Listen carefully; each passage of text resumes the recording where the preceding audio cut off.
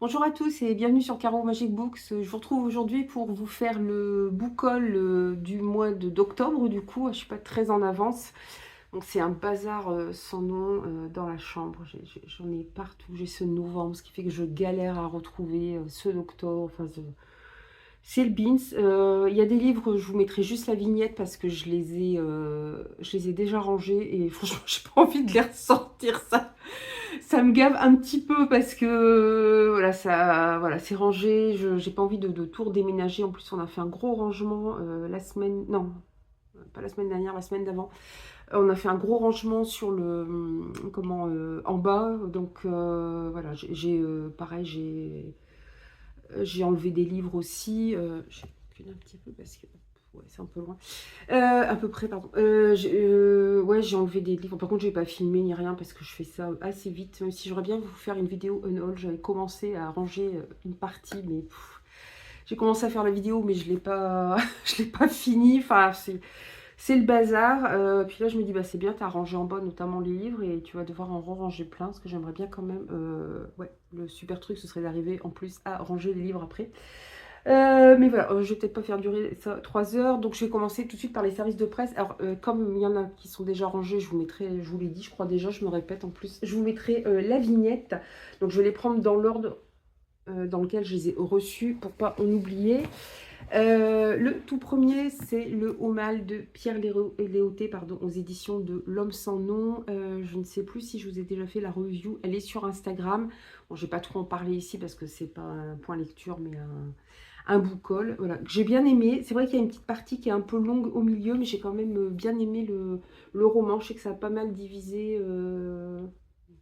Il y a eu des abandons, des gens qui n'ont pas trop aimé. Mais moi, j'ai bien aimé. C'était la première fois que je découvrais la plume de l'auteur en plus. Donc, ça a été une bonne lecture. Puis, je trouve que leurs jaspages, ils sont vraiment très, très beaux.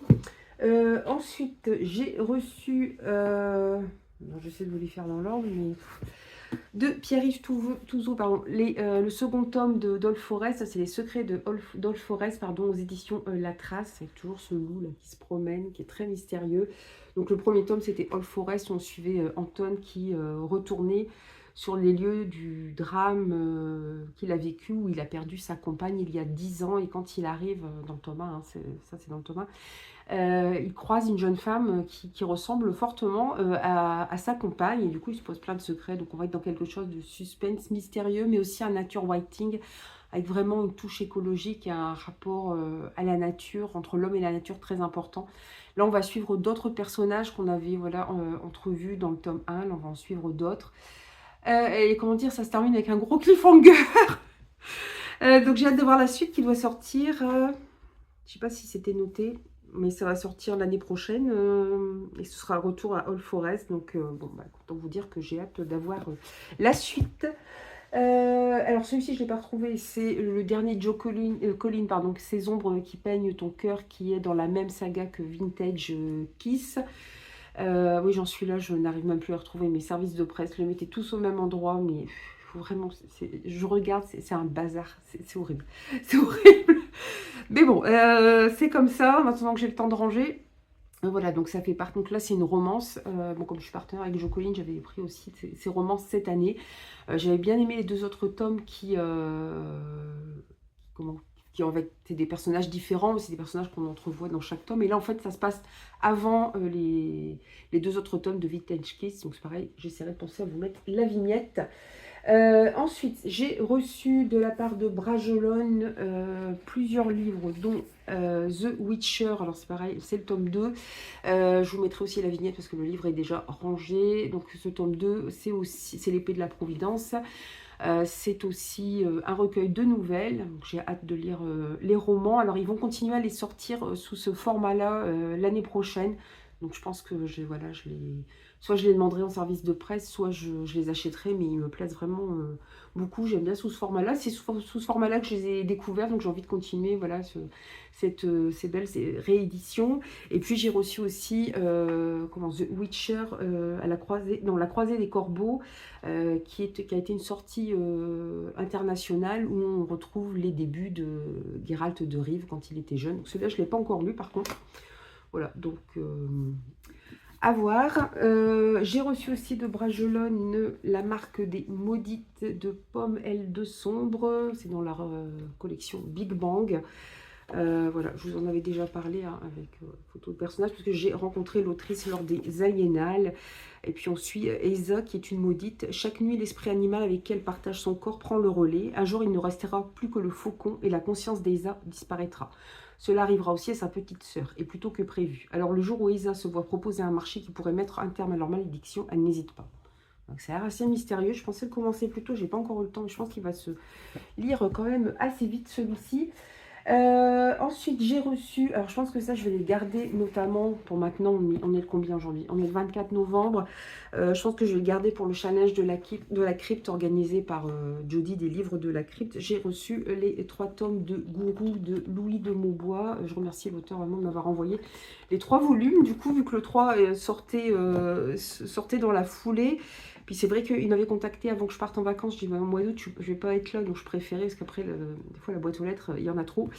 Voilà, on va suivre une jeune femme qui est un petit peu perdue, Marine, qui élève seule ses 2 enfants lorsque la mort de ses parents la précipite dans une tempête intérieure. En quête de sens et de réconfort, elle se tourne vers un charismatique professeur de Tantra Yoga qui lui offre un espoir immense. Mais ce qui s'annonce comme une libération se transforme peu à peu en une descente aux confins de l'emprisme dans Marine et sa famille, bien au-delà de l'imaginable. Voilà, donc on va être... Alors Louis de Maubois est connu pour faire de l'horreur. Plutôt, cette couverture-là, je la trouve exceptionnelle. Hein. Ça montre vraiment bien l'emprise. Celle-ci aussi est pas mal. Hein, avec, je ne sais pas si vous voyez, mais elle est tenue par des fils comme une marionnette. Voilà, je pense que je vais me les garder pour le challenge de la crypte, ou j'en lirai peut-être un avant. Mais bon, comme ça commence le 1er décembre, ça va pas tarder. Ensuite, j'ai reçu de la part de Dargo dans leur label combo Vertu de Saint-Cyr, de Rutile et Illogique. Voilà, donc là on suit une jeune femme qui intègre Saint-Cyr. Je pensais le caser vite fait, je me suis dit bon les BD, j'avais un temps de caser une BD vite fait. Bah non, j'ai pas encore eu le temps de le lire non plus. Je pense que c'est le dernier qu'on aura du label combo cette année. Voilà, j'aime bien les dessins en tout cas, j'aime bien. J'aime bien aussi la façon dont les dessins sont coloriés dans le label combo. C'est toujours assez particulier, j'aime beaucoup. Alors, j'ai reçu aussi... ah oui, La Voix éternelle. Voilà, je vais prendre mon carnet en face de moi, ça va être plus simple. La Voix éternelle, le Thomas, la disciple du corbeau d'Antonia Oxon. C'est pareil, je l'ai rangé parce que je l'ai chroniqué, tout ça. Et puis c'est vrai que quand je vous dis que j'en ai partout, je suis en train de regarder parce qu'il y en a là-bas aussi. C'est vraiment partout. Hein. On va finir par plus réussir à entrer dans la chambre. Voilà, donc là on est sur une histoire où il y a un empereur qui doit laisser le pouvoir à quelqu'un d'autre, c'est dans les lois. Il y a 7 candidats en tout, parce qu'il y a, en tout il y a 8 jeux qui plus ou moins sont... Les gens y croient ou pas, mais il y a 8 dieux qui, voilà, qui ont chacun des maisons, des temples, et qui sont honorés. Il n'y en a que 7 qui participent à ces épreuves. Et puis, l'héroïne va se retrouver un petit peu entraînée, je n'ai pas trouvé mes mots aujourd'hui, je suis désolée, embrigadée là-dedans, parce qu'il va y avoir un meurtre et elle va devoir le résoudre. Elle est la première archiviste de l'empereur, la première érudite, donc il lui confie cette tâche, et en même temps on va voir aussi les épreuves et les différentes maisons. C'est vraiment un livre que j'ai beaucoup aimé, c'est vraiment bien. Je pense qu'il y a encore des box qui se vendent d'ailleurs sur le compte de Bragelonne, juste qu'ils ont eu un petit peu plus de mal à les écouler que leur box Romantaisie. Mais voilà, qui n'a pas l'air mal du tout. J'avais hésité à l'acheter, bon, comme j'avais déjà reçu le livre en service de presse, mais après il y a un porte-plume et tout avec, donc ça a l'air vraiment très très beau. Toujours on reste chez Bragelonne, j'ai reçu R, tome 1 de Sabah Tahir dans leur collection Big Bang. C'est pareil que j'ai chroniqué quand je l'ai rangé. Alors je pensais que c'était un préquel à sa tétralogie Une braise sous la cendre. Je suis toujours un amalgame entre le premier titre qui est Une braise sous la cendre et le second qui est Une torche dans la nuit. Voilà, mais c'est Une braise sous la cendre. Je pensais que c'était un préquel. Non, apparemment c'est un séquel. Enfin, ça se passe dans le même univers ou bien après. Bon, en tout cas, ça n'a pas gêné ma lecture. J'espère que ça ne va pas trop spoiler d'autres choses, parce que je vais lire après la tétralogie, vu que je l'ai aussi chez moi. Mais voilà, en tout cas, j'ai bien aimé. C'est de l'heroic fantasy, ouais, je dirais young adulte plus, mais qui se lit très bien, donc qui fait du bien, qui se lit tout seul. J'ai reçu aussi de la part des éditions Nathan le tome 2 de The Night of the Witch, qui est The Fate of Magic, de Sarah Rash et Bess Revis. Donc là, on est dans une histoire de sorcière au XVIe siècle dans l'actuelle Allemagne, où on suit une Fritz. Non, c'est Fritzi, pardon. C'est Frédérique, je crois, son vrai prénom, et son surnom, c'est Fritzi. Elle voit dans le tome 1 tout son clan être décimé par les chasseurs de sorcières. Et il n'y a qu'une de ses cousines qui en réchappe, mais elle est capturée. Donc elle décide de se rendre à Trèves pour libérer sa cousine. On va suivre aussi un chasseur de sorcières qui cache bien des secrets. Pareil, c'est du young adulte, mais qui se lit très bien, qui est bien fait, qui était vraiment prenant et ouais, qui se lit facilement. Ça fait du bien entre deux lectures un petit peu plus dures ou un petit peu plus complexes au niveau du world building, des intrigues, tout ça. Par exemple, de la high fantasy adulte.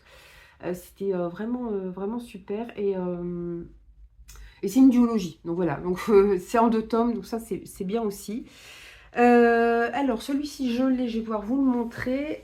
C'est Comment vaincre un roi démon en 10 étapes de Andrew Rove chez Eldercraft. Donc là, on est dans de la littérature RPG, hein, donc de jeu de rôle. Donc apparemment, on va suivre une jeune femme qui va décider de passer plein d'épreuves pour vaincre le roi démon. Parce que depuis des milliers d'années, dès qu'un roi démon surgit pour conquérir le monde, un héros renaît 100 ans plus tard pour le vaincre. Bon, ok, au passage, des civilisations sont réduites en poussière. Mais cette fois, il y a un petit problème. En 23 ans à peine, le roi démon a déjà conquis plus de la moitié du monde et pas la moindre trace de héros légendaires à l'horizon. Si on se contente d'attendre son retour, il n'y aura bientôt plus rien à sauver. Alors, Yusho a un plan, en 10 étapes. Elle n'a pas réussi à débloquer la classe héros, mais elle ne va pas s'arrêter à ce léger détail. Déjà, elle doit obtenir l'épée légendaire. Donc voilà, vraiment, je pense être avec une héroïne qui va devoir passer les différentes étapes.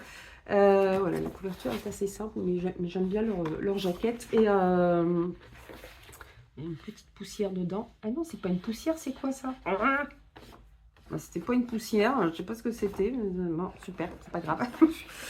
On aurait dit un tout petit peu de terre, je vois pas comment ça a pu arriver là, vu que le livre est pas allé dehors, mais bon. Voilà, et en plus il est court, il faudrait quand même que je le dégomme assez rapidement. Je pense qu'on va rester chez Eldercraft. Bah oui, avec... où est-ce que je l'ai mis? Je suis désolée, cette vidéo est très brouillonne. Je crois que je suis pas bien réveillée. Je sais pas ce que j'ai du mal à parler. J'ai reçu aussi Chrysopéa, qui est le premier roman de Caroline Blino. Je vous ai déjà fait la review sur YouTube, et là elle vient de sortir sur Instagram aussi. On est au XVIe siècle, début XVIe siècle, mais avec Shakespeare, mais Shakespeare qui a des pouvoirs, puisque Londres est régi par la Chrysopée, en fait, qui sont des mages tout puissants. Mais le problème, c'est que les créatures fantastiques sont reléguées dans le quartier de Whitechapel, dans les bas-fonds, où sévit une épidémie assez étrange, et on va suivre un jeune héros, Hélios, qui est issu de ces bas-fonds, que Shakespeare a pris sous son aile. Et Hélios rêve de devenir acteur. Mais malheureusement, Shakespeare va être accusé d'un complot, va être emprisonné, et Hélios va tout faire pour essayer de le libérer. Alors on va voir un système, voilà, on découvre le système de magie, la façon dont les créatures sont traitées. Il y a même des sœurs siamoises, donc qui n'ont pas de pouvoir particulier, mais du fait qu'elles sont siamoises, c'est pareil, elles sont détestées. On les regarde comme voilà, des choses étranges qui ne méritent pas de vivre. C'est quand même assez dur, hein, c'est un univers assez sombre, mais j'ai beaucoup aimé retrouver l'univers de Shakespeare, justement. Et je ne suis pas une spécialiste de Shakespeare, hein, mais c'est très sympa voilà, de retrouver cet univers, de retrouver ces références au théâtre. Vous avez aussi des citations de Shakespeare. Moi, j'aime bien. Je vous dis, je suis pas, voilà, j'ai pas lu beaucoup de Shakespeare dans ma vie, mais voilà, je trouvais très sympa voilà, d'être dans ce univers de théâtre. Et puis, il y a un système aussi avec les dieux qui est très bien fait, qui nous explique comment on en est arrivé à ce système de magie, à ce que certains humains aient des pouvoirs. Et comment les créatures magiques aussi, petit à petit, ont été reléguées au banc de la société. C'était vraiment un bon roman, sombre et en même temps très intéressant. Et puis le dernier que j'ai reçu de Eldercraft, alors celui-ci c'est une grosse pavave, je ne sais pas quand est-ce que je vais le lire. C'est le tome 1 de Hiérarchie de James Islington, The Will of the Many. Voilà, c'est une grosse... Alors James Islington, moi je connaissais puisqu'il a été édité chez les éditions Léa. pour sa trilogie de Licanius, dont j'ai lu les 2 premiers tomes déjà. C'est des univers très denses, hein. Le premier tome, ça allait. Le second tome, il y avait énormément de lieux, énormément de noms à retenir. Là, je ne sais pas si ça va être pareil. On va suivre le personnage principal, Vis Tellimus. Alors en fait, nous avons aussi un système de caste, hein, encore une fois, de société, où ceux qui sont le plus haut se servent de la volonté de ceux qui sont le plus bas pour agrandir leur pouvoir. Et lui, apparemment, Vis Tellimus, il est rentré là-dedans pour venger sa famille qui aurait été tuée par ces mages. Donc je ne sais plus si ce sera une hiérarchie, une trilogie ou pas, mais voilà, donc il va falloir que je l'attaque aussi, un de ces 4, mais c'est une grosse bricasse. Ensuite, je vais reprendre, voilà, ça va être plus simple comme ça, mon carnet. J'ai reçu aussi de la part des éditions Nathan, voilà, cette BD Cassandra. Alors, c'est de Clotilde Bruno, Camille Pagny et Claire. Oh là, le nom est Ramendi, je ne sais pas si je prononce bien. Donc, je l'avais demandé en service de presse parce que bon, les réécritures de mythologie, moi, ça m'intéresse toujours. Donc, alors par contre, je ne sais plus quand est-ce qu'il sort. Il faut que je me renseigne quand même, que voilà, je le lise quand même pour faire la review sans trop tarder. Voilà, donc, moi, c'est vrai que l'histoire de Cassandre, c'est quelque chose qui m'intéresse, hein, cette jeune fille qui avait le pouvoir de prédire l'avenir. Et malheureusement, elle s'est refusée. Alors, elle est princesse de Troie, hein, c'est un des personnages aussi de la guerre de Troie. Et elle se refuse au dieu Apollon. Donc, pour la punir, il lui dit toutes les prophéties que tu feras, personne ne te croira. Et effectivement, elle prédit la chute de Troie et personne ne la croit. Donc c'est un personnage qui m'intéresse beaucoup parce que c'est un personnage qui est maudit, quoi. Je veux dire, elle sait ce qui va se passer et la pauvre, elle ne peut malheureusement rien faire pour lutter contre ça. Et c'est quand même effrayant et terrible. Ensuite, j'ai eu des éditions Nathan aussi, mais là, c'est pareil, je l'ai laissé en bas parce que je l'ai commencé hier, un album de coloriage Romantaisie. Je l'ai enfin commencé, j'ai reçu en octobre, je l'ai fait un petit peu hier. J'aime beaucoup, il est vraiment très chouette. Voilà, et bon, c'est plein de petits détails et tout. Et je suis contente de me remettre un petit peu au coloriage aussi parce que j'avoue que j'aime bien ça. J'ai reçu, alors cette année, cette année, donc fin 2025 et je pense jusqu'à à peu près fin 2026, je suis partenaire aussi de Laurestone, des éditions Laurestone, qui font aussi beaucoup de littérature RPG, jeux de rôle. Et là, j'ai reçu le tome 1 de Iron Prince, partie 1, de Bryce O'Connor et de Luc Schmilenko. J'ai du mal à parler aujourd'hui, je suis vraiment désolée. On suit Redon Ward qui porte les stigmates d'une existence brutale. Abandonné par des parents incapables de supporter sa maladie dégénérative, il grandit en regardant les circuits de combat, s'entraînant sans relâche dans l'espoir d'un jour rejoindre ce monde et triompher de ses idoles. Son acharnement ne passe pas inaperçu. Quand l'IA omnisciente qui gouverne l'humanité pose son regard sur lui, tout bascule. En obtenant un CAD c'est un contrôle d'arsenal par dispositif, au potentiel de croissance exceptionnel, Redon se voit offrir une place à l'Institut Gallens, l'une des académies militaires les plus prestigieuses du collectif. Mais son corps défaillant et ses performances catastrophiques font de lui la cible de tous. Donc on va voir quelqu'un qui va petit à petit, effectivement, passer des épreuves, hein, comme dans la littérature, comme dans les jeux de rôle, et puis grimper les échelons. Je n'ai vu que de bons retours sur ce livre, donc j'espère pouvoir le lire bientôt aussi. J'ai reçu, j'essaie de pas oublier entre deux, de la part de Ingrid Roven et aux éditions Cordes de Lune, La valse des esprits, son recueil de nouvelles gothiques. J'espère commencer très bientôt aussi parce que j'adore le gothique. On avait des petites enveloppes, on avait plusieurs goodies avec. Enfin, c'est toujours des envois super soignés. C'est vraiment très, très agréable. Et puis une belle dédicace. Et puis c'est vrai qu'on a toujours... je vais pas retrouver, mais je suis désolée, je cherche mes mots aujourd'hui, c'est une horreur. Je sais pas ce que j'ai. Voilà. On va essayer de faire simple. Et en fait, tout est sur papier noir comme ça, j'adore. J'adore. Et franchement, j'ai hésité parce que là, c'est la version reliée, mais il y a une version brochée aussi, qui était très belle aussi, qui avait une très belle couverture aussi. Voilà. Bon, c'est vrai que moi, je préfère les reliés. Et voilà, et en page noire comme ça. Je ne sais pas si le brochet avait des pages noires comme ça. Voilà. Donc on est vraiment dans du gothique, hein. C'est vraiment une autrice de gothique. Donc ça veut dire que pareil, hâte de les commencer, mais Voilà, je vais faire ça dans le calme aussi pour pouvoir en profiter complètement. J'ai reçu aussi de la part de l'auteur, donc vous voyez, c'est le livre que je lis en ce moment, Uluru tome 1 de G. Kerguelen. Donc là, on est dans de la SF. Alors, ça se passe quand même dans un avenir proche.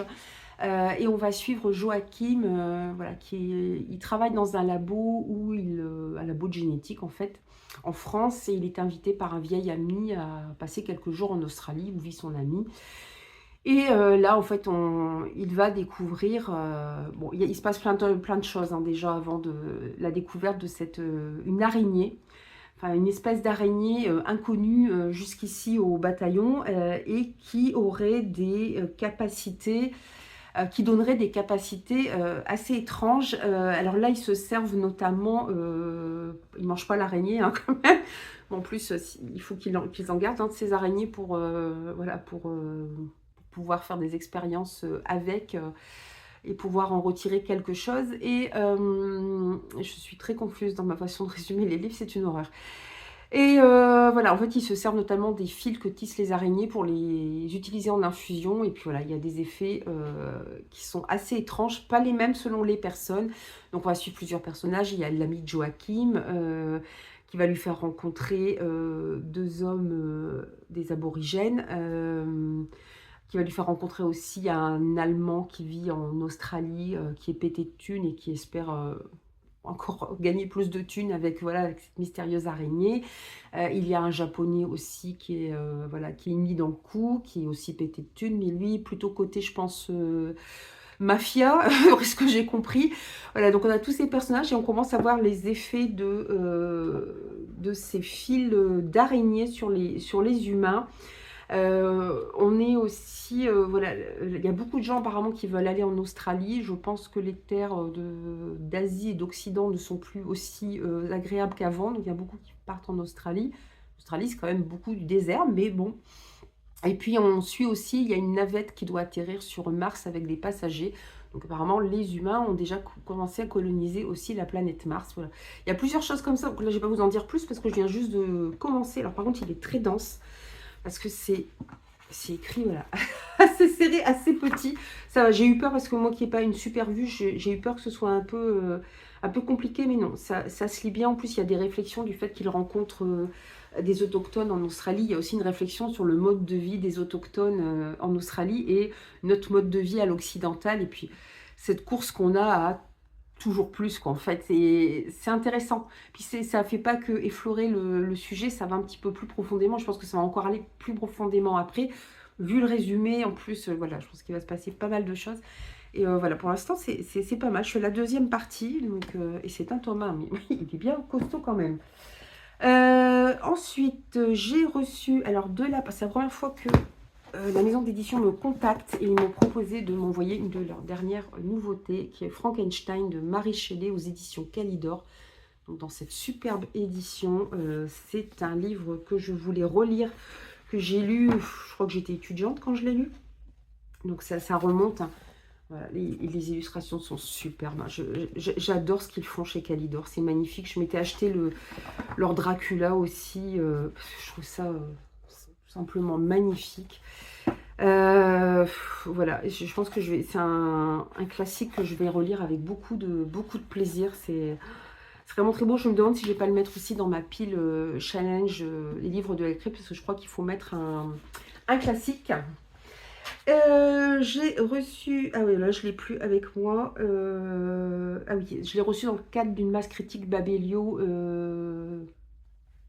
non, c'était la masse critique Babelio habituelle qui a lieu tous les mois. Les yeux sont un morceau de choix de Monica Kim que j'ai déjà lu. Je suis en train de vous faire un vlog d'ailleurs sur ces lectures horrifiques qui sont sorties tout récemment dans différentes maisons d'édition qui ne faisaient pas forcément de l'horrifique ou de l'épouvante et qui en ont sorti quelques-uns. Voilà, c'est un livre que j'ai beaucoup aimé. Il est dur quand même, mais j'ai beaucoup aimé. Et puis, je vais finir avec de la jeunesse. Merci beaucoup aux éditions Actes Sud qui m'envoient régulièrement leurs parutions jeunesse. C'est vraiment très gentil à eux. Là, c'est le dernier livre de Nadja. Alors, Nadja, elle est... je pense que c'est une femme. Je n'ai jamais vérifié, mais je pense que c'est une femme, Nadja. Elle est connue pour ses livres, pour ses albums jeunesse. C'est vrai que j'en ai lu... c'est pas marqué. Hein. J'ai toujours pensé que c'était une femme, je me suis jamais posé la question. J'ai lu beaucoup de ses romans, notamment Chien bleu, qui est un des albums jeunesse les plus connus de Nadja. Pour des heures du conte à des enfants, à mes enfants aussi certainement, j'ai dû en lire. Et là, c'est le livre des créatures. Voilà, donc on a voilà, plein de petites créatures comme ça. Je me demande si pareil, si je vais pas le mettre dans le challenge de la crypte, même si c'est un jeunesse. Alors, par contre, c'est vrai que voilà, c'est assez sombre. Il aurait peut-être fallu un petit peu plus de dessin sur les côtés. Je sais pas trop, en même temps, ça peut mettre en valeur aussi comment les différents personnages. En plus, ce qui est sympa, c'est qu'il y en a dedans, je ne connais absolument pas. Donc, il y a un petit résumé assez bref de ce que ça représente. Et puis, je trouve que je dis, ah, c'est dommage, c'est pas marqué de quel pays ça vient, mais si, à la fin, c'est marqué. Vous avez, voilà, toutes les créatures qui sont reprises et de quel pays elles viennent. Ah bah tiens, ça c'est marrant, le Tengu, je sais pas comment on dit. Je l'ai vu il n'y a pas longtemps dans un livre. Dans quel livre je l'ai vu ça? Ça doit venir du Japon, non? Tengu, est-ce que je vais le retrouver? Oui, du Japon, je l'ai vu dans un livre il n'y a pas longtemps, mais je ne sais plus lequel. Bon, c'est marrant de le retrouver là, mais voilà, c'est un très bel album jeunesse. Et puis j'ai reçu 3 petits livres jeunesse de la part de Chef Club Kids, qui, vous connaissez peut-être leur compte Bookstagram, puisqu'ils font énormément autour de l'alimentation, des recettes, tout ça pour les enfants, pour les plus jeunes. Puis ils m'ont envoyé 3 de leur parution, Juliette la courgette, Gribouille la citrouille et Tom la pomme. Voilà, c'est un petit livre jeunesse. Bon, c'est très gentil à eux d'avoir pensé à moi pour me les envoyer. Ils m'avaient déjà envoyé des bandes dessinées aussi, qui étaient très sympas aussi, qu'un de mes loulous a lu d'ailleurs, même si c'est plus tout à fait de son âge, mais il a beaucoup aimé le lire. Il dit, maman, où t'as mis le tome 2? Maman ne sait plus où elle a mis le tome. Je l'ai retrouvé. Mais voilà, je trouve ça super. Je me demande même, voilà, ces BD, si je vais pas les acheter pour la bibliothèque, parce que elles sont super bien faites. Et là, c'est pareil, si c'est des beaux petits livres jeunesse comme ça, je pense que, voilà, je vais regarder, mais je pense que ça pourrait être intéressant qu'on les ait aussi en bibliothèque. Voilà, j'en ai fini ici pour les services de presse, et puis maintenant, on va passer aux achats. Bon, clairement, là, j'ai pas toutes mes neurones de bien placer, mais pardon. Je pense que ça a encore été un mois catastrophique au niveau des achats, on va pas se mentir. Je vous retrouve pour la suite de la vidéo. Alors, je suis désolée, ils sont en train de couper les sapins et les haies. Alors, la première partie de vidéo, ils étaient de l'autre côté, on les entendait pas, et là, ils sont revenus de ce côté-ci. Donc, en plus d'une personne qui cafouille, vous allez avoir le bruit aussi des tronçonneuses, ce qui est super. C'est l'horreur. J'en ai partout. Et puis en plus, je me suis rendu compte que novembre, j'ai pas tout noté au fur et à mesure de mes réceptions. Enfin, si je vous parle de novembre, là, on va faire octobre, mais on va essayer. Je vais vous montrer. Eh bien, je voulais vous montrer déjà. J'ai retrouvé parmi mes achats, voilà, voilà, le service de presse de Joe Collin, c'est les ombres qui peignent ton cœur. Alors, il y a plein de petites choses dedans, il y a plein de goodies, il y a des petits sachets de thé et tout. Voilà, donc voilà à quoi ressemble la couverture. Au moins, celle-ci, vous l'aurez vue en direct. Je vais vous montrer. Alors, en plus, j'ai fait un salon du livre, mais quand même. Je me suis surtout laissée tenter aussi parce qu'il y a pas mal de livres d'épouvante, tout ça, qui sont sortis dans des nouvelles maisons d'édition, comme je vous le disais. Et du coup, ça me tentait fortement, donc évidemment j'y suis allée. Et puis là je me mets au webtoon aussi. Bon bref, tout est excuse pour trouver des choses à acheter. C'est vrai que j'avais eu aussi des réductions sur Recycle Livre, donc j'en ai aussi profité. Bon bref, voilà. Donc ça c'est des achats neufs, hein, les webtoons, enfin ça dépend lesquels. Celui-là c'est un achat neuf en tout cas. Il y a encore le prix et tout dedans. Alors en même temps, c'est sur ma carte cadeau Cultura, donc je l'ai pas, j'avais pas payé. Si, je l'ai payé quand même, mais en revendant des livres. Mais voilà, c'était payé avec la carte cadeau. I Don't Trust My Twin de Guat et de Garandal, c'est chez Cotoon. Donc on suit une jeune femme qui a une sœur jumelle et qui découvre que son fiancé et sa sœur fricotent ensemble, voilà, que sa sœur l'a trahi. Et elle parvient à retourner dans le passé, donc elle va essayer de changer les choses. Bon, déjà, elle envoie paître le fiancé, et ça, on adore. Après, ce qu'il lui a fait, puis elle a essayé de comprendre aussi pourquoi sa sœur a ce comportement-là. Bon, encore une fois, j'aime beaucoup les couleurs, hein. J'adore les dessins de manga, tout ça, ça m'attire beaucoup. Enfin là, c'est pas... Ça doit être coréen, je pense, mais voilà, j'adore. J'adore voir ces belles robes, ces grands yeux. Voilà. Après, il y a des intrigues aussi, il y a des trucs des fois un peu plus sombres, hein. C'est pas toujours tout rose non plus. Mais en tout cas, c'est bien prenant. Celui-ci, je pense que je l'ai trouvé d'occasion. Ma ex-husband Mad Dog. Je vais vous épargner les noms pour pas les écorcher. Chez Pika Webtoon. J'ai pas encore lu le tome 1, je l'avais feuilleté. C'est cet été, ça m'a pris une envie d'acheter des webtoons. J'en lisais déjà sur mon téléphone. Mais voilà, ça m'a pris cet été. Et là, on suit une jeune femme. Alors, je crois qu'elle a eu déjà plusieurs réincarnations. Et là, elle se retrouve. Elle doit être mariée à l'empereur, je crois, ou au roi, ou au prince, je ne sais plus. Et là, dans ça doit être sa deuxième, troisième réincarnation. Elle est chassée du château et elle est envoyée dans des terres très hostiles et très froides. Et là, elle rencontre un jeune garçon qu'elle prend sous son aile. Parce que, bon, elle sait que son avenir est très incertain. Hein, elle l'a expérimenté dans ses vies antérieures. Enfin, ses vies précédentes, plutôt pas antérieures. Et en fait, cet homme, là, c'est le chien fou de son ex-mari. Peut-être ça va être le bras droit de son mari, l'homme le plus proche de lui. Donc, cette fois, elle se dit, bah, je vais le mettre de mon côté, je vais le prendre avec moi quand il est enfant. Alors là, on voit, là, voilà, ça fait très romance, sauf que pour l'instant, c'est encore un petit garçon. Alors, je pense qu'il n'y a pas une grande différence d'âge entre eux deux. Sauf que quand elle le recueille, il doit avoir une douzaine d'années, je pense 12-14 ans. Et elle en a peut-être 18, quoi. Vous voyez, il y a petite différence d'âge. Je pense qu'il n'y aura rien de scabreux. Hein. On va attendre évidemment qu'il grandisse. Je vous rapproche un peu la couverture parce que c'est vrai qu'elles sont belles. Voilà, donc d'ailleurs, j'ai remarqué ça aussi parce que j'en ai acheté. C'est le même prix, vous n'avez pas la même grosseur. Hein, mais bon, c'est pas grave. Voilà, une soif de vengeance au-delà du temps. Je me suis acheté aussi celui-ci. J'ai pas forcément vu des super retours, mais j'avoue que le sujet me plaisait beaucoup. Puis rien que la couverture. Voilà, moi, il m'en faut pas plus, hein, ça fait très gothique. C'est Moody Rouge de Ariane Astier chez Casterman. Enfant adopté, Ben est hanté de cauchemars qui semblent trop réels pour ne pas être lié à des souvenirs traumatiques. En quête d'identité, il part pour l'Allemagne avec l'espoir d'y retrouver des traces de sa famille biologique. Mais ses recherches demeurent vaines jusqu'à ce qu'un reportage sur un peintre énigmatique œuvrant dans une cathédrale oubliée attire son attention. Ben plonge dans une dimension aussi fascinante qu'inquiétante. Ça fait très... Je sais plus si c'est une histoire de vampire ou pas. Je pose la question. Par contre, je ne me souvenais pas que c'était en noir et blanc à l'intérieur. J'avais complètement zappé. Mais voilà, ça me tentait bien. Pour rester dans les vampires, j'ai pris le tome 1 de Kundan aussi, que j'ai trouvé chez Momox de Glénat. Alors, c'est de Luana Vergari et Emmanuel Siviello. Donc là, le tome 2 est déjà sorti. Le 3 va pas tarder ou est juste sorti, je sais plus. Le temps du sang. Méfiez-vous de tout le monde. Vous pourriez bien être la prochaine proie du roi des rats. Il ne veut qu'une seule chose, prendre le contrôle de la ville. Il ne cherche qu'une seule chose, le sang. Le mien, le vôtre. Il a soif, il ne s'arrêtera jamais. Donc on est dans une réécriture du mythe du vampire. Je ne sais pas si ça va être Dracula lui-même. Oh purée, les premières images. Vu qu'on voit des gens empalés, ce serait peut-être bien quand même Dracula. Hein. C'est horrible, je ne peux même pas vous montrer les premières images. Censurred, je ne sais pas trop. Oh là là. Ouais, c'est... Wouh. Bon, là, vous voyez, c'est d'un côté très sombre et d'un côté très coloré. Trop coloré, je trouve que ça fait bizarre quand on regarde les personnages de près. Faut les boules. Je vais vous montrer aussi les beaux livres une partie des beaux livres que j'ai trouvé d'occasion. Alors celui-ci, je ne sais plus si je l'ai eu sur Vinted ou Momox, mais voilà, il est encore sous blister. Je crois que plus neuf, on peut pas. Ça doit être sur Vinted, je pense. C'est le tome 3 de, comment on appelle, des dieux déchus. Donc là, c'est Facebreaker de Anna Kanner chez De Saxus. Donc le premier tome que je n'ai toujours pas lu, mais c'est pas grave. Du coup, le deuxième non plus.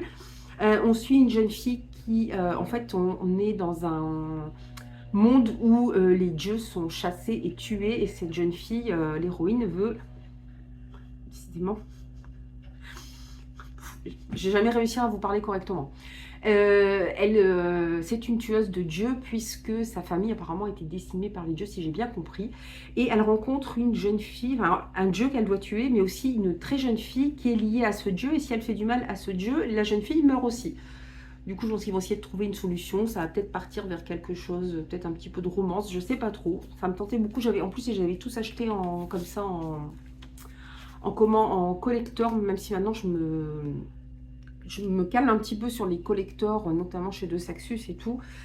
Je vous dis ça, mais je vais vous en montrer d'autres. Donc, voilà, je l'avais trouvé sur Vinted. Là, je me suis laissée... Je sais pas pourquoi, parce que je sais qu'il va y avoir du smut dedans. Mais j'étais tentée, je l'ai trouvé pas cher chez Momox, donc je l'ai pris. Voilà, c'est La malédiction des roses. Alors, c'est quoi le tome 1? C'est des réécritures de contes à chaque fois. Donc là, c'est évidemment La Belle et la Bête. C'est de K.F. Breene. C'est Dark Fairy Tales, voilà. Chez Lost Kingdom, chez... comment Bookmark, voilà. Je sais qu'il va y avoir du smut, hein, mais je le sais. Je le sais, mais je l'ai trouvé pas cher. Et il était même pas à 10 euros. Voilà. Et je pense aussi une certaine appétence pour les beaux livres. On va pas se mentir. Je reste encore un peu pigeonne sur ce coup-là. Mais j'essaie de me soigner malgré tout. Et bon, c'est compliqué. Voilà, moi j'aime beaucoup leurs éditions Bookmark. En plus, on en voit de plus en plus en librairie. C'est une tentation sans arrêt. J'ai trouvé celui-ci sur Vinted, Asphodel. C'était aux éditions du Chat Noir, je crois.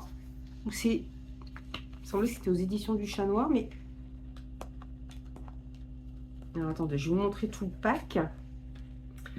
Qui est déjà un grand livre, qui est très beau. Je ne sais pas si vous voyez. Alors c'est pareil, on va être dans une réécriture de Vampire.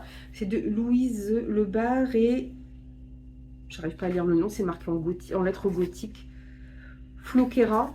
Enfin, vous voyez, vous avez des dessins en même temps. On va être dans une réécriture de conte. Je pensais que c'était aux éditions du Chat Noir, mais j'arrive pas à retrouver la maison. Ah non, c'était chez Noir d'Absinthe. Noir d'Absinthe qui malheureusement a aussi fermé. Les éditions du Chat Noir vont fermer aussi très bientôt, malheureusement. Voilà, donc je trouvais très beau. C'est plusieurs fois que j'entends parler de cette autrice. Et en plus, je l'ai acheté sur Vinted. La personne m'a envoyé tout ce qu'elle avait reçu avec. Donc voilà, voilà, un petit peu abîmé. Enfin, je veux dire, c'est l'occasion. J'ai eu les marque-pages. J'ai eu plein de photos. La personne m'a tout envoyé. Ah, des fois, vous avez vraiment de bonnes surprises sur Vinted. Hein. En plus du livre, vous avez... c'est vraiment... comme ça, c'est mieux. Voilà. Ah, c'est vraiment... une beauté avec tous ces petits marque-pages. Et j'ai trouvé chez Momox, voilà, celui-ci me faisait envie. Alors j'avais plus envie du grimoire des vilains. Malheureusement, quand ils ont fait, parce qu'ils font des réductions régulièrement, entre 10 et 20%. Et puis il me restait de l'argent ensuite à la vente de livres. Donc j'ai pris celui des Twisted Tales. Donc je l'ai laissé dans le plastique pour pas l'abîmer. Alors, il n'est pas parfait, il est un petit peu abîmé, mais je l'ai eu, du coup, en tout et pour tout, j'en ai même pas eu pour 12 euros, alors qu'il le vendait entre 55 et 60 euros, je crois, sur Momox. À la base, ils sont à 70 euros, je crois. 70 euros. Ils viennent de ressortir un grimoire des vilains, un second, là, pour cette fin d'année, voilà, qui est très cher aussi. J'aime beaucoup. Alors, il y a juste, voilà, un petit peu de dorure qui est partie ici. Bon, on voit même pas, je sais pas si vous voyez, un petit peu ici, vous voyez. Mais moi, je ne veux pas claquer 70 euros dans un livre, donc voilà. Et je sais plus, il y a Histoire éternelle, Ce rêve bleu, Profondeur de l'océan et Renouveau. Je vais essayer de vous montrer un peu l'intérieur. Il y avait juste une page qui était cornée à l'intérieur. Bon, ma foi. Il est tellement beau, ouais, c'est vraiment une envie de collection de beaux livres. Hein. On va pas se mentir, hein, c'est vraiment ça. Voilà, à l'intérieur, voilà, les images sont assez... Il est très lourd, il est très très lourd. Voilà, ça se présente comme ça. C'est vrai que ça se présente comme un grimoire à lire en fait. Enfin, un livre ancien, c'est assez rigolo. Voilà, donc voilà, pour 12 euros, comment dire, je n'ai pas pu passer à côté. Ensuite, je suis allée aux Aliénales, donc je suis revenue aussi avec plusieurs livres. Alors, j'avais noté ce que je voulais prendre pour pas dépasser mon budget. Il y en a qu'un qui n'était pas prévu, mais vu qu'il est en avant-première, je l'ai pris. Alors, j'ai d'abord pris voilà, un des derniers livres sortis aux éditions du Chat Noir, justement, qui était là en plus. C'est La Saison des Enchantements, Sortilèges, Mystères et Tasses de thé. C'est un recueil de nouvelles, avec un très beau jaspage. J'aime beaucoup l'intérieur. Et voilà, et c'était sous la direction de Guimauze, du terrier de Guimauze, qui était directrice de collection aussi aux éditions du Chat Noir. Il est vraiment très très beau. J'aime vraiment chouette. Et il y a plusieurs autrices, je ne sais plus si je vous ai montré à l'intérieur, que je connais qui ont participé. Alors j'ai quelques, du coup il y en avait 3 qui étaient présentes. Voilà, j'ai plusieurs dédicaces que je n'arrive pas à retrouver. Bon, j'en ai retrouvé une là, ici, c'est déjà pas mal. Ouais, il est vraiment très beau. Et puis bon, je me dis, ça va être un recueil, je pense, de nouvelles fantastiques, mais peut-être un peu cosy aussi. Bon, c'est vrai que ce qui aurait été cool, c'était de le lire là cet automne. Mais bref, parce que c'est vraiment des vibes automnales. Hein. mais bon, j'ai pas eu le temps. Je me suis pris aussi le tome 2 de Sombre Solstice. Je n'ai pas lu le 1, mais c'est pas grave. C'est chez Slalom de Lizzie Felton et Johanna Marines, ou Marine, je ne sais pas comment on dit, parce qu'elles étaient là toutes les deux aussi. Donc j'en ai profité pour faire dédicacer. J'ai encore eu un très beau sac Sombre Solstice que je trouve magnifique, bon, qui est là-bas. Je ne vais pas aller vous le chercher parce que c'est le Dawa. Mais voilà, dans le premier temps, on est dans les années 60 ou 70 où un groupe de jeunes campe près d'un lac qui n'est pas répertorié sur les cartes. Et la nuit, ils vont voir apparaître, je crois, des lumières d'un village de l'autre côté du lac. Il va y avoir des papillons. Vous avez aussi cette... Voilà, c'est pour ça qu'on a des papillons dessus. C'est... voilà, du coup, ça me tentait. J'ai pas forcément vu des super retours, mais j'avoue que voilà, le pitch me tentait beaucoup. Il y a un côté, je trouve, assez gothique aussi. Et voilà, j'ai été faible. Je suis passée aux éditions Plume Blanche. Les autres années, j'avais rien pris. Cette année, il y en avait deux qui me faisaient envie. Alors, le premier, c'est La Mémoire des eaux. Le tome 1, Le Dragon et l'Oiseau de Margot Loten. Donc là, le monde s'écroule. Les dieux dorment depuis trop longtemps. Partout, des guerres éclatent. Les humains se soulèvent contre la souveraineté des elfes qui se déchirent entre eux. Quelque chose patiente dans les ténèbres, déterminé à faire basculer les terres-mères. C'est dans ce sombre contexte qu'Azaela apprend l'assassinat de ses pères. Père, c'est papa, quoi. Pour retrouver les responsables, elle opte pour un choix aussi radical que douloureux, négocier les services d'un conteur d'os afin de se plonger dans leurs souvenirs contenus dans leurs ossements. Lui apparaît alors la rencontre, l'ascension et la chute de ceux qui furent surnommés le dragon et l'oiseau, eux qui luttèrent pour le salut commun qui provoquèrent leur propre déchéance. Ça a l'air super. Oh, il est costaud. Bon, je crois que c'est peut-être un petit peu plus aéré que ce qu'il faisait avant. Mais... Et le tome 2 sort... Oh, je l'ai un peu abîmé là en haut. Il sort l'année prochaine, en début d'année prochaine, je crois d'ailleurs. Ou il sort en fin d'année, là. Je sais plus. Non, sinon je vous l'aurais montré dans les sorties. Je crois que ce sera une trilogie d'ailleurs, celui-ci. Parce que celui-ci va être une duologie Leif. Donc là, c'est de Eliane Jones qui était là aussi. C'est pareil, j'ai eu... Oui, alors la couverture, je sais, elle fait peur, mais c'est en référence, on va suivre Odin et le père de tout dans la mythologie scandinave, le roi des dieux. Et c'est vrai qu'il subit des épreuves, notamment quand il va sur Terre et il perd un de ses yeux. J'allais dire un œil, je suis vraiment fatiguée. Alors quand Odin, père de tous les dieux, et Loki, son frère, se lance dans un pari, les enjeux pourraient bien bousculer l'avenir du monde des hommes. Tout paraissait pourtant simple, chacun son champion, 3 règles. Hélas, le dieu de la malice est mauvais, perdant, et ses ruses ne s'embarrassent d'aucune limite. Perdu entre les pions de ce jeu, Leif aurait dû mourir. Une lance lui a perforé le poumon, un corbeau lui a dévoré l'œil, pendu à un arbre sur les lointaines terres sarrasines, il attendait les Valkyries. Une autre est venue à la place et lui a offert un souffle de seconde vie. Mais Leif a tout oublié, ses amis, ses ennemis, ses erreurs. Lors de son retour dans le Nord en compagnie de celle qui l'a sauvé, le voilà face aux rancœurs du passé. C'est dans l'entrelac de l'arbre Yggdrasil, car dans l'entrelac de l'arbre Yggdrasil, nul acte n'est anodin. Alors je sais pas, on parle d'Odin et après on parle de Leif comme si c'était, je sais pas si je prononce bien d'ailleurs Leif, comme si c'était lui, Odin. Alors par contre ce qui m'étonne c'est que c'est noté que Loki est son frère. Normalement Loki avait été adopté par Odin, alors je sais pas, il y a peut-être plusieurs versions aussi de la mythologie, je sais pas trop. Celui-ci n'était pas prévu, mais comme il était en avant-première et que l'autrice était là, j'ai pris le tome 2, Peau d'âme. J'avais adoré le tome 1. On est dans une réécriture évidemment du conte Peau d'âne. Là, c'est Les Braises de la Reine, c'est Gulfstream Editor. Il est vraiment très beau. J'adore. Et puis voilà, ça a permis d'avoir aussi une petite dédicace. Il y avait d'ailleurs une des illustratrices, parce que Ozzy Gallmeyer, qui est l'autrice, et aussi illustratrice. Il y avait une autre illustratrice qui était là aussi, qui a en partie illustré le livre. Bon, elles sont 3 en tout, donc c'est super. Et ce sera une trilogie ou une duologie? J'aurais bien aimé, c'est pareil, le lire avant. Il y a une belle image à la fin, mais je ne sais pas si je peux vous la montrer pour pas peut-être vous spoiler. Bon, j'ai pas trop farfouillé, histoire de... Oui, c'est vrai que c'est un que j'aimerais bien sortir assez rapidement aussi de ma palle, celui-là, parce que voilà, j'ai beaucoup aimé le tome 1. Alors, je voulais vous présenter, j'ai quelques poches, pas beaucoup. Je me suis acheté L'Orage qui vient de Louise May de chez Pocket. Alors, cette année, je suis partenaire, jusque l'année prochaine, partenaire de Pocket Imaginaire. Et c'est vrai qu'ils le proposaient dans leur service de presse. Bon, je l'avais acheté, je ne vais pas le reprendre. Puis comme ça me laissera, j'en ai demandé d'autres et comme ça me laissera le temps de le prendre. On est dans un post-à-post que Louise May est connue plutôt pour ses policiers. Et là, on est dans un post-apo où les femmes vivent entre elles jusqu'à ce qu'un étranger arrive parmi elles et il va se passer pas mal de choses apparemment.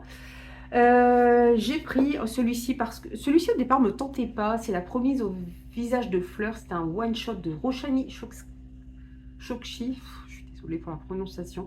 Là, c'est sorti chez PAL. C'est vrai qu'il n'était pas très cher non plus dans sa belle version reliée, mais là, j'ai été forte, vous voyez, j'ai acheté le poche quand même. Et il me tentait pas trop. Et en fait, j'ai vu des retours comme quoi il y aurait du gothique aussi dedans. Donc, du coup, je me suis dit que j'allais y aller aussi. Et puis là, j'ai fait fort. Je l'ai fait 2 fois ce mois-ci. Il y a longtemps que ça m'était pas... Enfin, il y a longtemps. J'ai acheté 2 fois le même livre. Un en version brochée et un en version poche. C'est La Constance de la Louve de Cécile Baudin. Alors là, c'est chez Les Presses de la Cité. Et là, c'est chez 10-18. Bon, c'est con, mais c'est comme ça arrive. Alors, on est en 1835 en Lozère. Un étudiant en médecine est découvert mort devant l'asile d'aliénés qui l'accueillait en formation. Il se serait perdu dans la tempête de neige qui faisait rage la nuit précédente. Mais le juge de paix de Saint-Alban, par ailleurs lieutenant de louveterie, qui s'occupe des loups, s'interroge sur cet étrange décès. Aidé par une infirmière de l'asile, il met au jour une série d'incohérences et d'indices troublants. La piste encore fraîche le mène jusqu'au canton voisin où il déterre d'autres mystères plus anciens, plus obscurs qui impliqueraient des notables. Donc, j'ai pas en lire plus. Ouais. L'ombre de la bête du Gévaudan, j'allais dire, ça me fait vraiment penser parce que c'était pas en Lozère, la bête du Gévaudan, je ne sais plus, c'était au Gévaudan.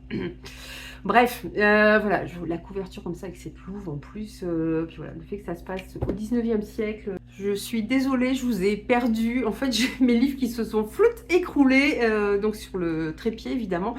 Donc je disais, le fait que ça se passe voilà, au 19e siècle, dans un temps où il y a encore pas mal de superstitions, évidemment, ça me tentait. Je suis en train de me dire que vu comment j'ai posé mes livres, je vais avoir une deuxième cata. Normalement, les book hauls ne sont pas les vidéos les plus compliquées à faire. Là, je sais pas, mais c'est très compliqué aujourd'hui. Encore tout un tas de livres à vous montrer ici. Je me suis lâchée, hein, je vous le dis, hein, au mois d'octobre. J'ai essayé de ne pas faire bouger le trépied cette fois, ce sera mieux. Peut-être reculer un petit peu. J'ai acheté pas mal de trucs fantastiques. Je pense aussi que le Challenge de la crypte arrivant, j'avais envie aussi de prendre quelques trucs un petit peu plus mystérieux et horrifiques. Et qui était dans ma palle depuis un moment, dans ma wishlist pardon depuis un moment. J'ai pris les Nocturnes de Tess Corsac qui était aux éditions Léa Young Adult. Je ne sais pas si leur collection existe encore, ça doit dater quand même. Nous avons cherché par tous les moyens à découvrir pourquoi nous étions enfermés ici. Si seulement nous avions su, aurions-nous quand même été jusqu'au bout. Un nom, un bloc, une couleur d'uniforme, rouge ou vert. Ce sont les seules informations dont disposent les 250 pensionnaires de la Croix d'If, entrés dans l'institut sans le moindre souvenir et sans opportunité de sortir. Bon, je ne vais pas vous en dire plus. La couverture est superbe, je trouve. C'est très mystérieux. J'adore. C'est un bouton que je le voulais. J'ai pris celui-ci, mais alors apparemment c'est un tome 1. J'ai pas vu le tome 2 sortir. C'est Au-dessus. Alors c'est de Oreza Dantes et c'est chez les éditions du Chat Noir. Donc c'est le tome 2, vu qu'ils vont fermer, je ne sais pas si on l'aura à jour. Alors nous sommes en Bourgogne, encore une fois en 1835, une macabre affaire de cadavres démembrés trouvés dans une mare crée-les-moi. Très vite, il semble impossible d'empêcher de nouveaux décès. Des forces occultes supérieures semblent à l'œuvre. Personne n'est à l'abri, y compris le policier chargé de l'enquête. Alors c'est marqué enquête, société secrète et fantôme pour les mots-clés, ce qui mettait souvent les mots-clés aux éditions du Chat Noir. Voilà, bon, c'est pareil, ils nous en dit depuis un moment. J'ai pris L'étreinte du roncier aux éditions Crin de Chimère de Manon Ségur. Alors tout simplement, Manon Ségur, je ne connaissais pas, mais elle vient d'écrire un roman pour les éditions du Héron d'Argent que je suis quand même assez régulièrement. Donc ils font des campagnes Ulule et après ils sortent leurs livres en librairie, voilà, sur les sites internet et tout, ou sur leur site à eux. Je connaissais pas et elle a l'air de faire des choses assez, voilà, vous voyez, assez, je pense un peu qui tendent aussi vers le gothique pour moi, donc je me suis dit, allez, je vais tenter son compte, d'ailleurs, je suis allée voir son compte Bookstagram, ça fait assez gothique aussi, donc ça me tentait pas mal, voilà, donc j'ai trouvé celui-ci. Montagne Noire 1934, Celia Wilkinson, peintre alcoolique exilée sous un faux nom, partage ses journées entre le château qu'elle garde pour ses parents adoptifs, des toiles qu'elle-même trouve médiocres et ses promenades dans le petit village de Rocagne. Lorsque celui-ci gagne un nouveau pasteur en la trépieuse Clémence Salérou, c'est une femme? Ah oui, un pasteur, pas un prêtre, un pasteur. C'est vrai que chez les...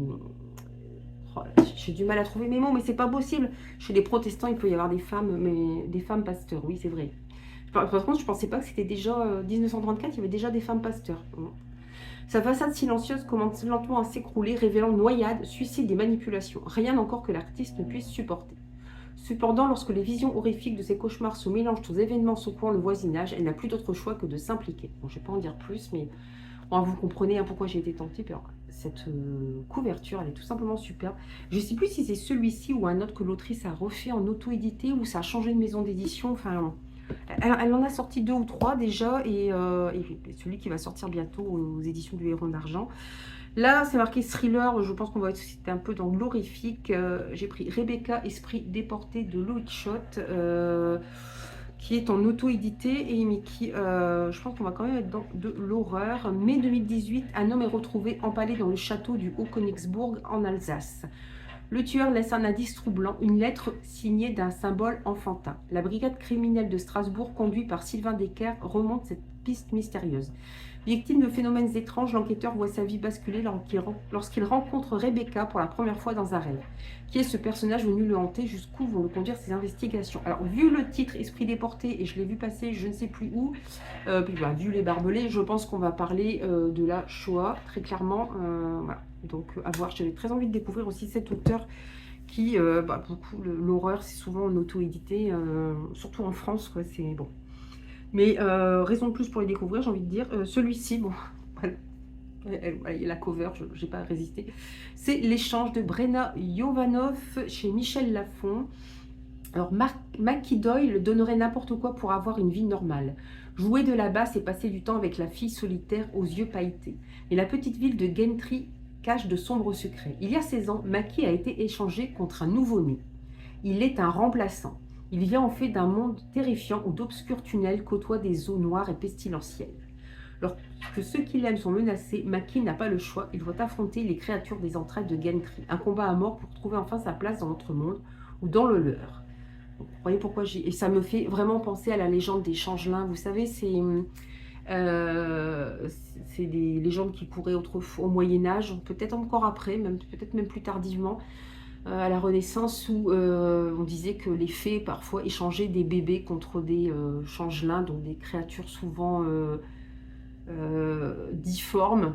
Ils enlevaient des beaux bébés humains et puis qu'ils emmènent dans leur monde et ils laissaient des créatures difformes et appelées à mourir ou à être maudites et à porter la malédiction sur tous ceux qui les entouraient. C'est marrant, j'ai lu un livre là d'ailleurs qui parle aussi des changelins. Voilà, c'est une légende que j'aime beaucoup, qui me fascine, parce qu'il y a des gens qui y croyaient vraiment, hein, donc ils croyaient que leur bébé, puis genre, si vous aviez un changelin, vous aviez le droit de l'abandonner dans la forêt, donc vous voyez un peu où je veux en venir, c'est-à-dire que si votre enfant naissait difforme, voilà, parce qu'il avait un handicap ou une maladie génétique, c'est un changelin, on va s'en débarrasser, quoi. Voilà, c'est... Il y a une partie très fantastique et une partie qui montre un peu les superstitions de l'époque qui amenaient à des gestes quand même assez horribles. Donc ça a quelque chose de très sombre, de très noir. Donc je pense qu'on est vraiment un peu dans ce style-là, sauf que là, ça va se passer... C'est pas noté. C'est pas noté à quelle époque ça se passe. Bon, je sais pas, vu le... Ça fait penser à ce qu'on avait fin 19e, début 20e, ça, mais je ne suis pas sûre. Je sais pas s'il y a une date de noté. Il y a longtemps que c'est pareil, je l'avais mis aussi dans ma wishlist, celui-ci. Donc il y a longtemps qu'il me tentait. Donc pareil, à voir, en tout cas la couverture est superbe. Toujours dans le fantastique horreur, j'ai pris La passerelle des damnés de C. Bousquet, C. Ferré-Fleury et F. Fernandez. Donc c'est un sim chez Milan. Il est sorti depuis un petit... Enfin, il est sorti cette année. Je vais y arriver, un 2. Alors qu'une violente tempête de neige éclate, 3 adolescents se retrouvent bloqués sur une aire d'autoroute. Tandis que la tension monte dans la station bondée, des phénomènes étranges se produisent. Pardon. Le voile entre nos mondes et celui des morts semble s'amincir comme si une force obscure s'emparait doucement des lieux. Cette tempête est-elle véritablement naturelle? Le musée abandonné de l'autre côté de l'autoroute, dédié aux sorcières du Moyen-Âge, y est-il pour quelque chose? Donc c'est du young adulte aussi, mais horrifique. Et là, ça c'est la deuxième connerie que j'ai faite ce mois-ci. J'ai acheté 2 fois La forêt des disparus. Voilà. Bref, donc c'est de June Hour aux éditions Bayard. Donc normalement, ça devrait encore être du young adulte, mais pareil, plutôt, je pense, assez horrifique. Corée, 15e siècle. Sans nouvelles de son père, parti enquêter un an plus tôt à Jeju, Wani décide de se lancer à sa recherche. Mais sur l'île de son enfance, c'est le cadavre d'une fille qu'elle découvre. Plus troublant encore, cette mort serait liée à la disparition de 13 autres jeunes femmes. Wani en est certaine, si elle veut retrouver son père, elle doit résoudre cette énigme. Pour cela, elle n'a d'autre choix que de s'allier à sa petite sœur, perdue de vue voilà des années et réticente à l'aider. Ensemble, elles vont devoir faire face à des souvenirs depuis longtemps enfouis. Et si la clé de tous ces secrets se trouvait dans la mystérieuse forêt qui hante leur passé. Vous comprenez pourquoi j'y suis allée, on parlait de forêt mystérieuse, j'étais obligée. Celui-ci, j'en ai entendu parler sur le Discord de Jodie. Je ne sais plus si elle l'a lu ou si c'était quelqu'un d'autre, plusieurs personnes. Et franchement, ils ont eu des retours dithyrambiques. Donc, évidemment, je n'ai pas cherché plus loin. Je l'ai trouvé, je l'ai pris. C'est La Maison du Diable de John Darnielle. Alors, apparemment, c'est aux éditions Le Gospel que je ne connais pas. Alors, Gage Chandler est un descendant des rois. C'est ce que sa mère lui a toujours raconté durant une enfance tranquille dans une petite ville californienne. Devenu auteur à succès de récits de true crime, il reçoit une nouvelle proposition de son éditeur, un sujet taillé pour lui. En 1986, dans la petite ville de Milpitas, des adolescents désœuvrés ont massacré 2 personnes dans une ancienne boutique porno transformée en refuge par leurs soins. Je me souviens pas de ça. Ah ouais, quand même. Ouh, on va loin là. Si ce crime d'apparence rituelle est intervenu en pleine fièvre satanique, il est pourtant passé sous le radar médiatique et étrangement resté impuni. Les personnalités de ces jeunes en rupture, amateurs de comics, de cinéma d'horreur et de rock'n'roll, touchent l'écrivain qui achète la maison où a eu lieu le meurtre. Désormais transformé en habitation banale. Alors qu'il commence son enquête et son immersion dans cette énigme policière, l'histoire qu'il espérait écrire se complexifie. Il se heurte peu à peu à sa responsabilité d'auteur exploitant la violence du monde réel et à ses obsessions de créateur. Ça promet, je me souviens pas que c'était dans un ancien lieu de tournage de films pour adultes. Bon, ça n'a pas l'air mal non plus. À voir. Celui-ci, il y a longtemps qu'il traînait dans ma wishlist. C'est le roman de Ronces et d'épines de Lucie Barat aux éditions du Typhon, que je ne connais pas non plus. Je ne sais pas si c'est une maison d'édition qui existe encore.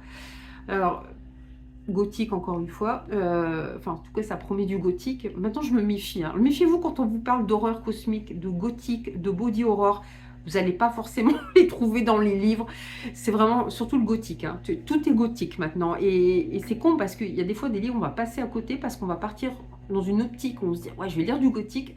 Et en fait, pas du tout. Alors que le livre, quelque part, on n'en a pas besoin. C'est un peu dommage. Mais bon. Je vous fais quand même le résumé. Dans un château perdu à l'orée d'une forêt mystérieuse vivent 2 sœurs jumelles. Je pense qu'on est bien parti sur du gothique quand même. Avec pour seul allié leur nourrice, elles grandissent à l'ombre d'une jeune mère fantomatique au corps usé par les nombreux accouchements et d'un père, adolescent éternel, qui ne pense qu'à son propre plaisir.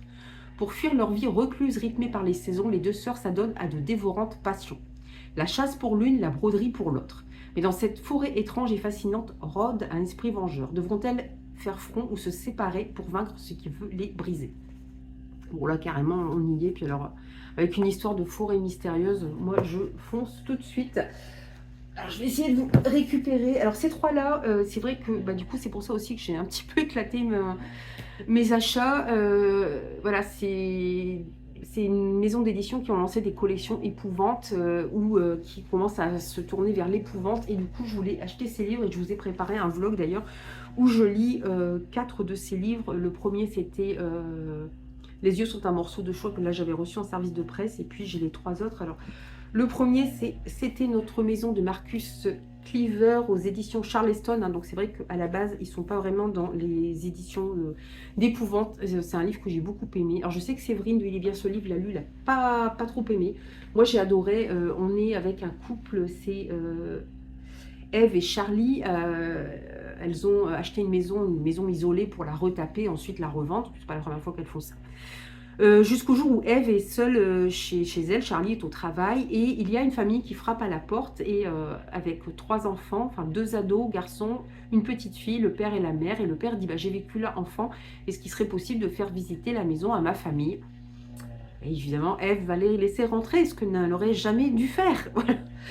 Moi j'ai bien aimé, je trouve que c'est un véritable page turner. Alors c'est vrai que la fin peut plaire ou ne pas plaire,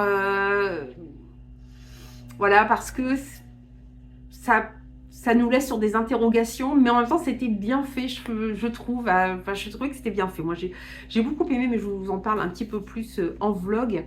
Et puis du coup j'ai acheté les 2 premiers romans de la collection Styx des éditions Fleuve. Alors, c'est pareil, hein, encore, ça a été vendu comme de l'horreur cosmique. Oui, et il y en a un tout petit peu. Ah, ça m'a pas empêché d'apprécier ma lecture. C'est La mer révérentielle de John Horner Jacobs. Donc, il date de 2018 déjà, ce livre. Hein. L'auteur est américain. Et on va suivre deux personnages qui ont fui leur pays. Alors, c'est un pays imaginaire. Mais bon, on situe très bien le pays, on voit que c'est carrément des références au régime de Pinochet et au Chili.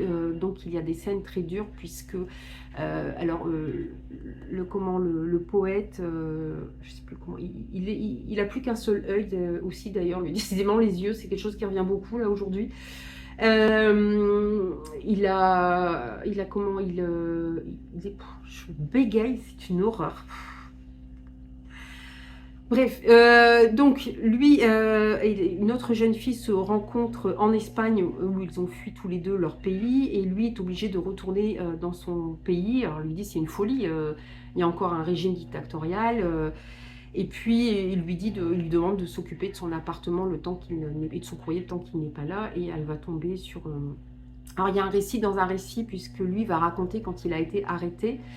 Et puis évidemment, on va assister aux scènes de torture aussi, donc c'est très éprouvant à ce niveau-là parce que ça doit se passer dans un pays imaginaire. Là, ils sont quand même réfugiés en Espagne qui existe vraiment et on voit carrément le parallèle. De toute façon, il y a des références à Pinochet et au Chili dans les notes au tout début du livre, donc c'est vraiment voilà, une référence à ça.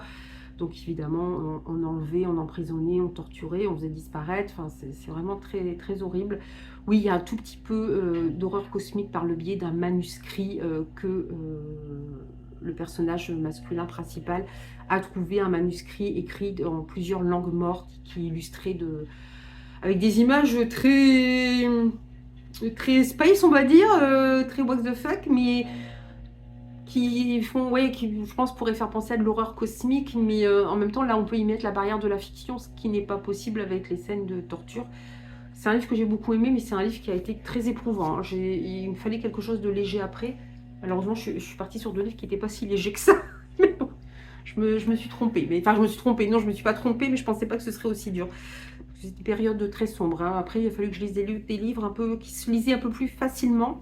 Et puis, j'ai acheté aussi Vers ma fin de Sophie White. Alors ça, c'est pareil, on vous le vend comme du gothique. Non, il n'y a pas de gothique dedans. Enfin... faut vraiment étendre, hein, mais ça se passe déjà à notre époque. On suit, alors je ne sais plus comment ça s'appelle, Eileen, qui vit sur une île au large de l'Irlande. Elle y vit avec sa grand-mère et ce qu'elle appelle la chose. Et la chose, c'est sa mère qui est dans un état catatonique, qui ne bouge plus de son lit, donc il faut s'en occuper tout le temps. Alors il y a des scènes quand même... qui sont assez dures, assez space, puisqu'on les voit s'occuper de la chose, comme elle l'appelle. On ne sait pas pourquoi sa mère est dans cet état-là, on ne sait pas pourquoi elle déteste autant sa mère, qu'est-ce qui s'est passé à sa naissance pour en arriver là. Puis voilà, les premières pages du livre, c'est un petit peu la vie d'Eileen, le père qui vient de temps en temps, mais qui travaille au loin, donc il vient qu'une fois par mois ou tous les 3 mois, qui est encore attaché à sa femme. Et puis elle qui est obligée avec sa grand-mère, enfin sa grand-mère vieillit, et en plus elle a trouvé un petit job l'été dans un musée qui vient d'ouvrir sur cette île sauvage d'Irlande.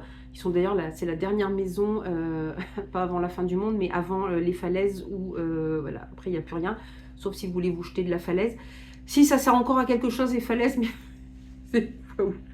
c'est vraiment très spécial. C'est vraiment une île paumée d'Irlande où jamais, j'adore l'Irlande, hein, mais je crois que jamais j'y mettrai les pieds, quoi, clairement. Enfin, elle n'existe pas cette île, hein, mais voilà, ça fait peur, quoi, hein, parce que les gens sont quand même, ils font quand même un petit peu sauvages et voire arriérés, puisque le grand-père d'Eileen n'est pas un insulaire, il venait enfin d'Irlande, c'est aussi un insulaire, vous me direz, mais il venait pas de cette petite île, sa mère non plus, donc... parce que les gens de l'île, quand ils voient Eileen et sa grand-mère, mais surtout Eileen, ils baissent les yeux, ils crachent par terre. C'est vrai que généralement, quand on crache par terre comme ça, c'est qu'on veut éloigner le mauvais œil ou une malédiction. Bon bref, c'est assez space et on se demande pourquoi il y a cette haine aussi de Eileen et de sa grand-mère, enfin surtout d'Eileen. Elle est jeune, hein, donc elle a envie d'autre chose, puis on la voit s'occuper de sa mère, alors c'est-à-dire lui donner à manger, la relever. Il y a tout un passage où il faut aller la laver, la mettre sur les toilettes, enfin c'est...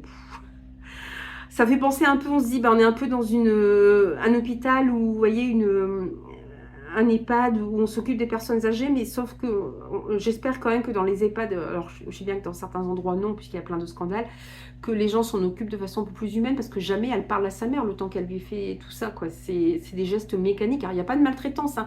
Puis ils font attention à ce qu'elle n'ait pas aux escarres, ou qu'elle n'ait pas de plaie, parce que ça s'infecte très vite du fait qu'elle ne bouge plus. Sauf que la nuit, parfois, il la retrouve quand même à l'autre bout de la chambre, ou roulée en boule, ou voilà, donc elle n'est pas si catatonique que ça. J'ai bien aimé, ne vous attendez pas, par contre, je vois pas trop où est la touche gothique. Le body horror, on parle beaucoup du corps, mais on parle pas vraiment de choses, de corps qui changent. On va parler de maternité. Alors évidemment, c'est pas la maternité du côté rose bonbon ou bleu layette. C'est vraiment... Ça donne pas envie d'avoir des enfants presque, hein, mais bon. Voilà, c'est assez space, mais je vous en parle un petit peu plus dans un vlog. Mais j'ai bien aimé malgré tout ma lecture, hein. Ça, c'est, il n'y a pas de souci. J'espère que je vais avoir assez de place sur, voilà, pour pouvoir quand même vous faire finir ce book haul. J'ai acheté aussi, et plus encore, de Patrick Ness. Là, un garçon se noie dans l'océan, désespéré et seul, il meurt. Puis il se réveille, endolori mais vivant. Comment est-ce possible? Quel est cet endroit étrange, complètement désert, dans lequel il se trouve? Se pourrait-il que ce ne soit pas la fin? Seth cherche à comprendre ce qui lui arrive, démêlant le réel de l'irréel pour trouver un sens à sa vie. C'est très particulier, c'est pareil, je l'ai vu passer quelque part et ça m'a donné très envie. Je suis en train de regarder combien de livres. Je me tords les jambes dans des positions pas possibles. Alors après, c'est difficile, surtout que je me suis mise dans un espace étroit là. Celui-ci va être un peu plus, je pense, gai. C'est Guide pratique pour boulangère magique de T. Kingfisher, c'est chez Seuil. T. Kingfisher, c'est celle qui a écrit chez Verso.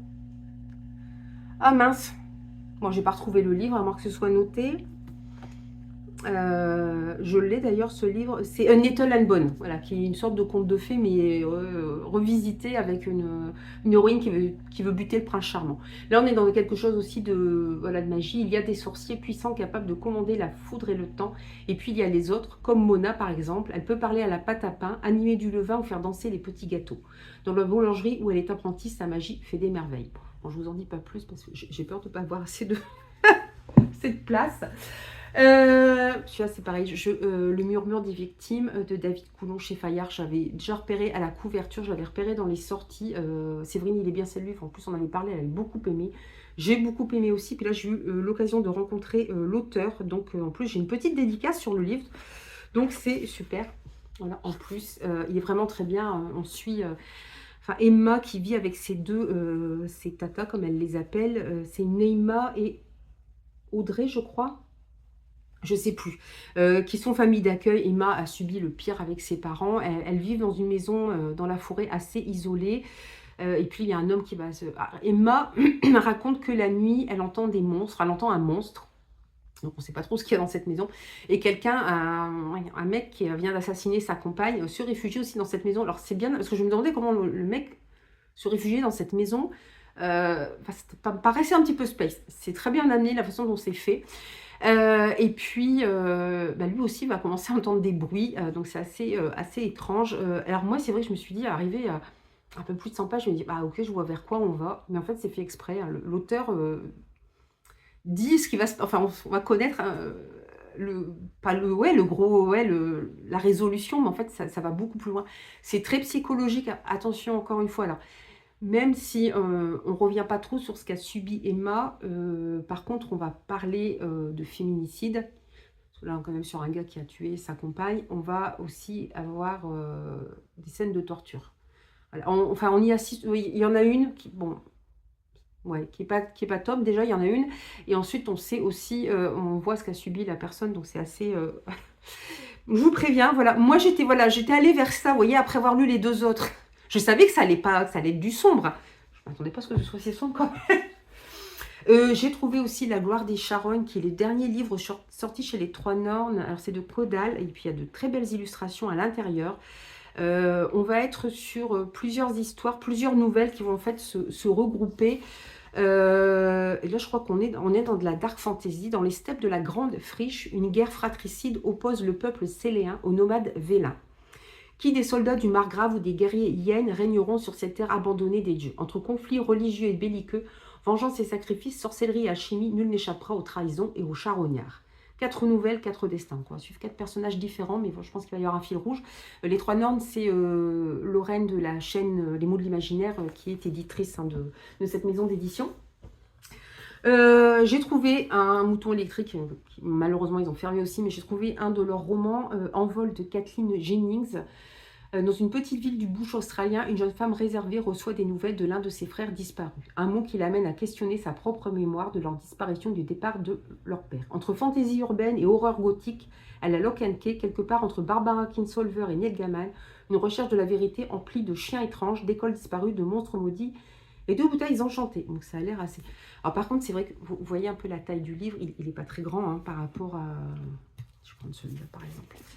Il n'est pas très grand. C'est vrai qu'il était vendu 23 €. Donc c'est vrai que je conçois que les gens ne l'achètent pas neuf. Et plutôt moi je l'ai acheté d'occasion. Parce que de toute façon les moutons électriques ont fermé. Mais c'est vrai que ça fait un petit peu cher.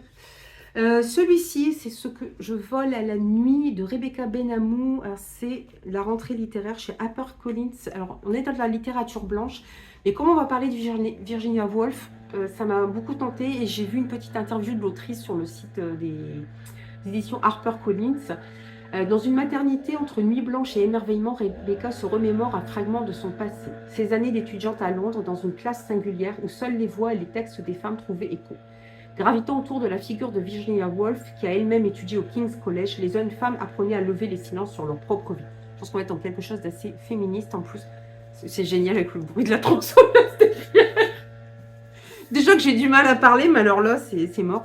J'ai fini par m'acheter Vita Nostra parce qu'à chaque fois, je l'emprunte en bibliothèque. Je n'ai jamais le temps de le lire. Je me dis là, je l'ai trouvé d'occasion. Il sera dans ma palle. Alors, c'est de Marina et Sergei Djatchenko chez La Talente. Je crois qu'on est sur une Dark Academy. C'est dans le bourg paumé de Torpa que Sacha entonnera l'hymne des étudiants à l'Institut des technologies spéciales. Pour y apprendre quoi? Allez savoir. Dans quel but et en vue de quelle carrière? Mystère encore. Il faut dire que son inscription ne relève pas exactement d'un choix, on la lui a imposé. Comment s'étonner dès lors de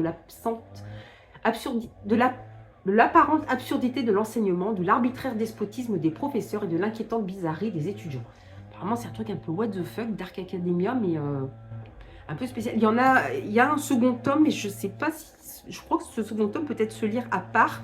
On ne retrouve pas les mêmes auteurs et normalement, c'est une trilogie. Donc, je ne sais pas si c'est une trilogie qui va tourner autour de la même école. Je ne sais pas trop, mais j'en ai tellement entendu parler que je me suis dit, allez, quand même, là, il faut que je me lance. Celui-ci, bah, moi, on parle de maison étrange, j'ai foncé. Le secret de la maison Lanavert de Dominique Faget. Alors, c'est aux éditions du Cairn. Elina Cordelier, architecte, est chargée de restaurer une bâtisse située au cœur des Landes. L'atmosphère pesante qui y règne et les événements étranges qui s'y produisent engendrent chez elle un malaise grandissant. Quand elle découvre le journal d'une certaine Charlotte, elle pénètre dans l'intimité d'une famille ayant vécu dans la maison. Un redoutable secret va alors intimement lier Elina au destin de Charlotte. Elle ne s'imagine pas cependant courant un grand danger. En effet, un drame épouvantable est sur le point d'embraser la maison Lanavert. Bon, moi, ça m'a suffi. Hein. J'avais repéré depuis un petit moment aussi. Mais là, on part carrément dans de la SF avec l'énigme de l'univers de Greg Egan aux éditions du Bélial.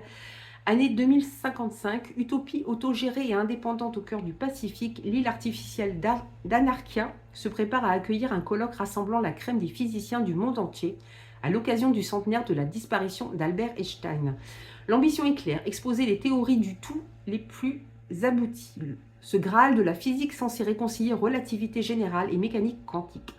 Or, en ce XXIe siècle, nombreux sont les obscurantismes à tenir pour impie toute découverte impliquant les mystères de la création. Bon, j'en dis pas plus. Franchement, je l'ai pris parce qu'il me faisait très envie, mais j'ai peur que ce soit un petit peu au-dessus de mon niveau SF. Je sais pas, j'ai envie d'essayer Greg Egan. Je verrai bien. Je me demande si j'aurais pas des livres plus... c'est bien parce que vous achetez d'occasion, vous avez les marque-pages avec. Je trouve ça super. Je me demande si n'aurais pas dans la collection 1 heure lumière des peut-être plus simples. Bon, à voir. Il me tentait, je l'ai trouvé d'occasion. Je me suis dit, allez, j'y vais. Bon, j'espère que ce sera pas trop complexe. La SF, voilà, vous avez un petit peu tous les genres et c'est vrai que parfois c'est un petit peu complexe. À voir, ce sera peut-être trop compliqué pour moi, mais en tout cas, je vous en parlerai. Bon, je vais arrêter là, cette vidéo est vraiment très très longue encore une fois. Je m'excuse pour les bafouillements, pour les hésitations, pour le renversement de livres, pour le bruit extérieur, même là si j'y peux pas grand chose. Voilà, ça a été un peu compliqué cette vidéo. Je pense que j'ai la fatigue qui s'accumule et du coup j'ai un petit peu de mal à trouver mes mots. En tout cas, merci beaucoup encore une fois pour l'accueil que vous avez fait aux dernières vidéos, notamment vidéo point lecture, parce que je sais que beaucoup de gens se plaignent que ça marche moins. C'est vrai que sur Bookstagram par exemple ça marche beaucoup moins. Mais moi je suis contente de voir que là ici voilà, ce sont les vidéos parmi les vidéos où je fais le plus de vues, donc ça fait vraiment plaisir. Merci à toutes les personnes qui nous ont rejoints, qui se sont abonnés, et merci toujours aux fidèles qui laissent toujours un petit commentaire, un like, un emoji, enfin merci vraiment. Ouais, je trouve que je finis bien l'année au niveau de la chaîne. Voilà, elle stagnait, là je la vois remonter et ça fait vraiment plaisir et vraiment plaisir d'avoir ces interactions. Alors n'hésitez pas comme d'habitude, comme on est dans un book haul, à mettre, si vous ne savez pas quoi mettre, c'est vrai que des fois on ne sait plus quoi mettre, ou on a vu un truc dans la vidéo et après on ne sait plus ce qu'on voulait dire à la fin de la vidéo, mais n'hésitez pas à mettre voilà, des piles de livres. Comme, un peu comme d'habitude pour chaque book haul. Moi je vous remercie encore 1000 fois voilà, pour vos participations, pour vos abonnements, pour votre présence, et puis je vous dis à très bientôt pour une nouvelle vidéo. Bye bye.